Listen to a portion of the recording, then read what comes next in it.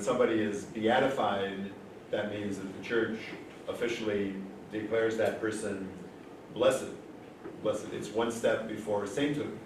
It's one step before declaring the person a saint. Now, people in not only El Salvador, but throughout Latin America have considered Archbishop Romero a saint practically ever since he was killed in 1980. It was at San Romero. But officially, that has not been declared until now, until recently. So I'd like to talk a little bit about the meaning of that, the impact of that, and then, of course, who he was and what he did, essentially. Very remarkable and very inspiring person. I'd like to, before I get into his life and work, just to share with you the impact that his beatification had on me and on many other people. I watched the beatification on May 23rd, and so I and a number of other people went to the Salvadoran embassy, that is the embassy of El Salvador in Managua, Nicaragua. They had a showing on a large screen of the beatification celebration and ceremony which was going on in San Salvador, the capital of El Salvador, where he had lived and where he was killed. And there were just copious, abundant tears of joy. I think I'm getting softer as I get older, but I just lost it completely, during that, and everybody was just weeping. But it's strange, weeping for joy. Even though I had never met him, I'd never even seen him personally. I didn't move to Central America until 1986, 6 years after he had been killed. But I had traveled through El Salvador while he was still alive, but I didn't run into him or did not attend any of his masses in the cathedral. But still, he had a way of just loving people, being a very loving person, and able to receive love. You can see that he was just really at home and loved the people, especially the poor, the peasants, the workers of his country and of other parts of the world.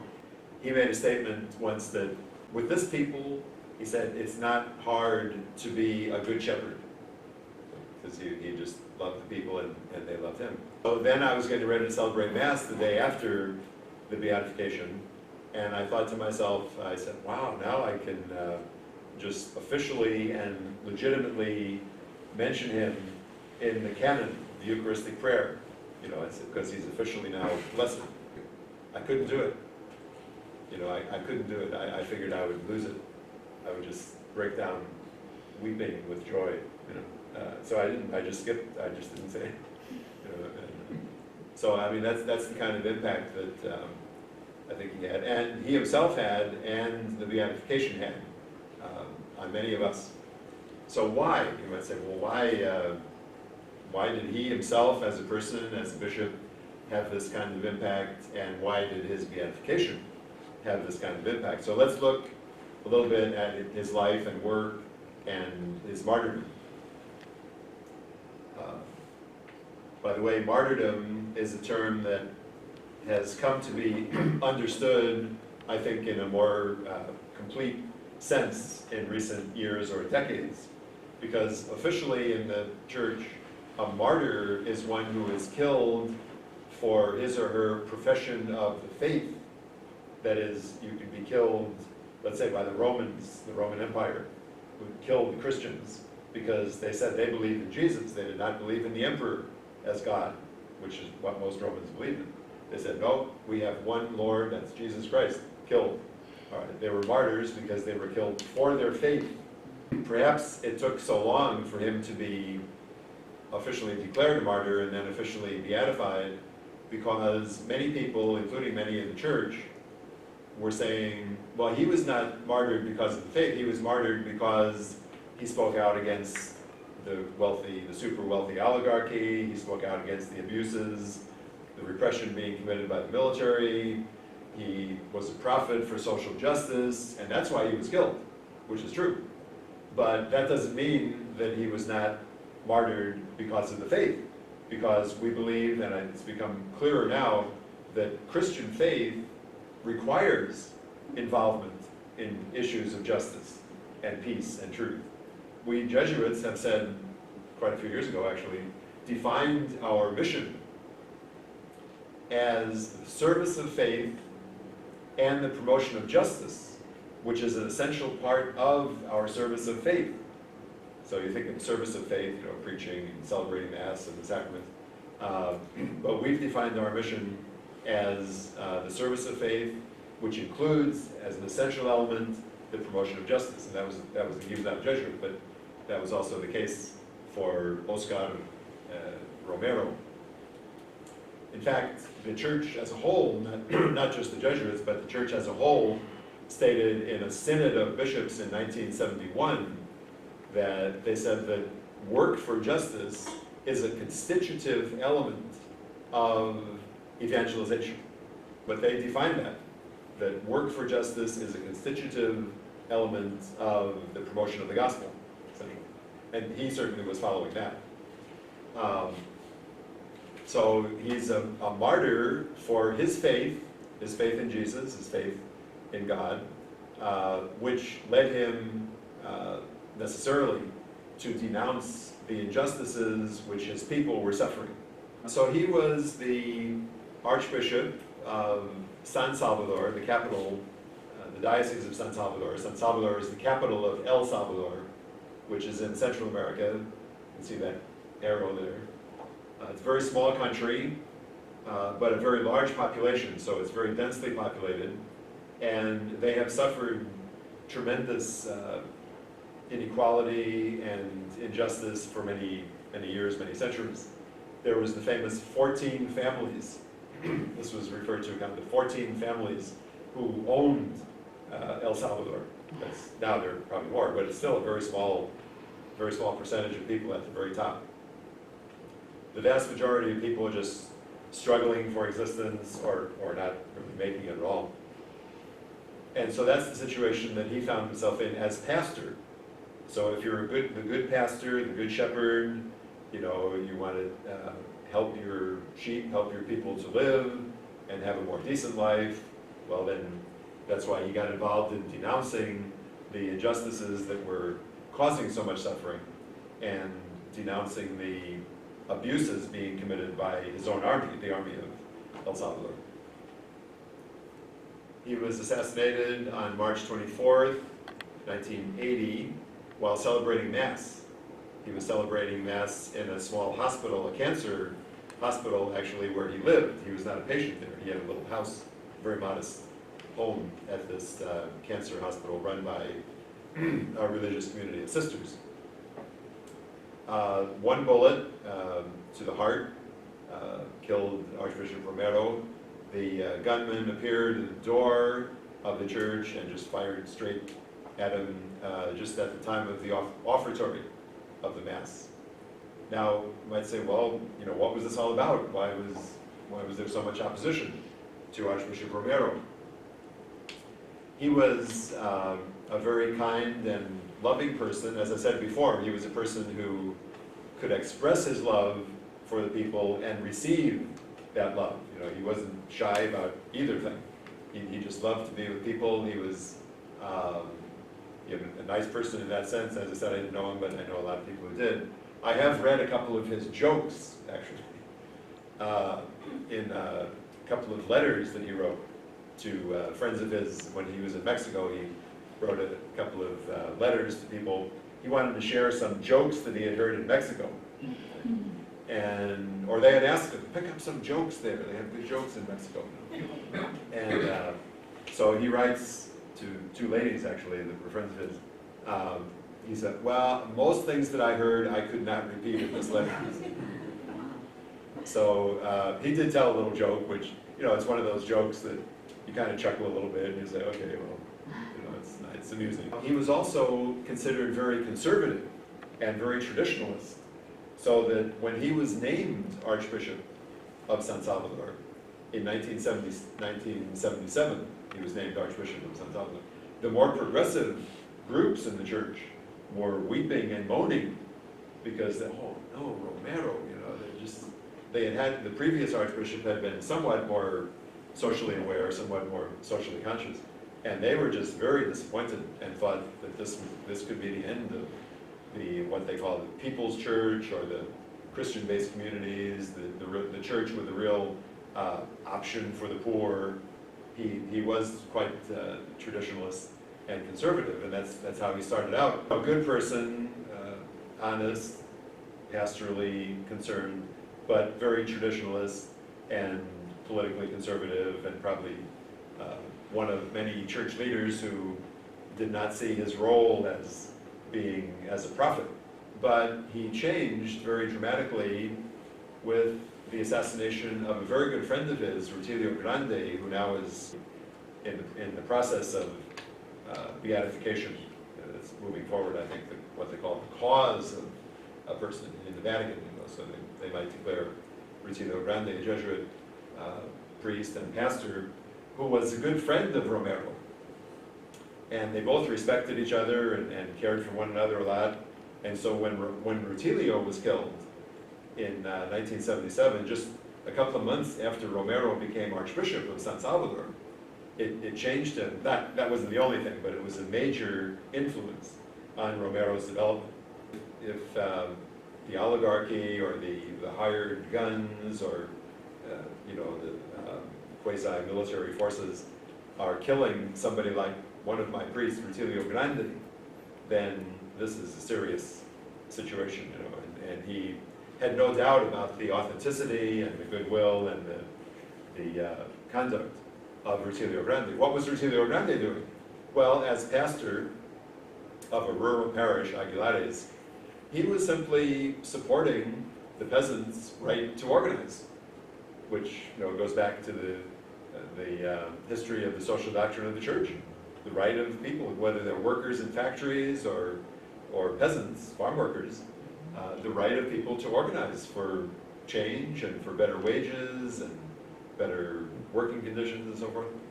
And he was assassinated for that, because he felt that the gospel meant good news to the poor, and which Jesus himself said, and that needed to be translated into action, and that he would support the rights of his people, his parishioners, to organize and to work for change.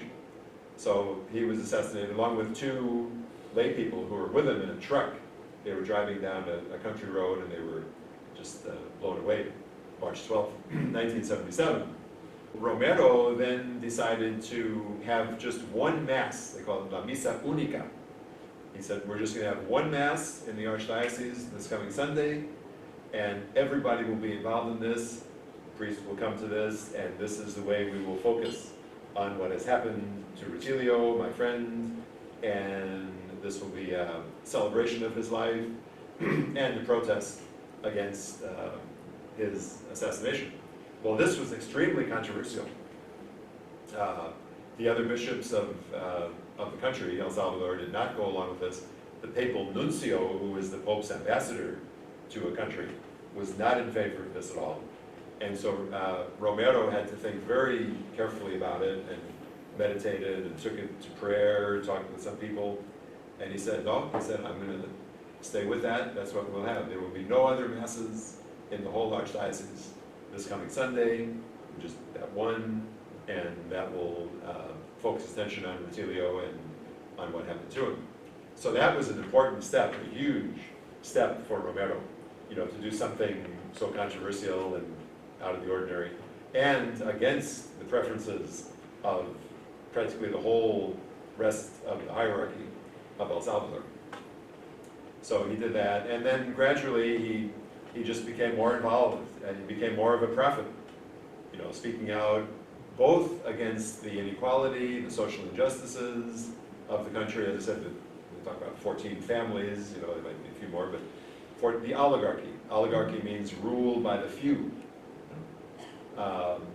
So just tremendous disparities of wealth and income, the exploitation of the peasants, and the use of the military to protect the oligarchy, the super rich and their wealth and their position, the use of the military to keep the people down, essentially, to repress the people, keep order in a very unjust situation.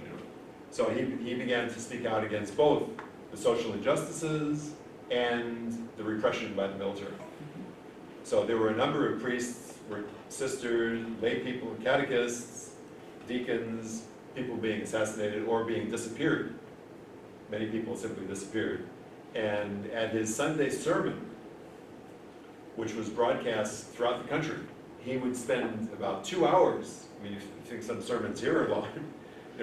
He spent about an hour and a half, 2 hours generally in his Sunday sermon, but nobody yawned and nobody left. The cathedral was packed, and everybody was listening to this throughout the country. People said you could walk down the street and you wouldn't have to have your portable radio. You just walk down the street. Every house has his sermon, which is being broadcast. And so that also was part of the power that he had. I mean, the oligarchy and the military and the government, they knew that everybody was listening to him. So when he would denounce the disappearance of Jose Lopez, or the torture of Maria Aguilar, or that was being heard throughout the whole country. And so he just became more and more of a prophet, in a sense, a prophet in the sense of one who denounces the injustices and the abuse of the people. He made that change very early in his time as Archbishop. Rutilio was killed March 12. Romero started to denounce similar abuses, things that were going on. And his final sermon, his final Sunday sermon on the 23rd of March of 1980 was entitled "The Church, True Liberation for All." So there he's using the term liberation, which for many people, means revolution. And in a way it does, because there was a revolutionary movement going on. It was just beginning, really beginning to gain force. He was not part of the revolutionary movement. He encouraged people to organize. He encouraged the peasant leagues, but he was not encouraging people to use force and violence, although he could understand that would be the option for many people, according to their conscience. And the Catholic Church has never been a pacifist church. We've never been a totally pacifist church, but he was certainly not promoting violence or promoting the use of force. He was promoting the right of the people to work for change. So in his, this was his last Sunday sermon. The day he was killed, the day after, he preached a short sermon. It was kind of a private mass in the, as I said, in the chapel where he had been living at a cancer hospital, where he had been living in a little house, very modest house at the hospital. But this was his last Sunday sermon, and it was a blockbuster. I mean, and as you'll see, he went on for about an hour and a half, 2 hours, and he did the usual things, talking about so-and-so who disappeared, and they've massacred, there's been a massacre.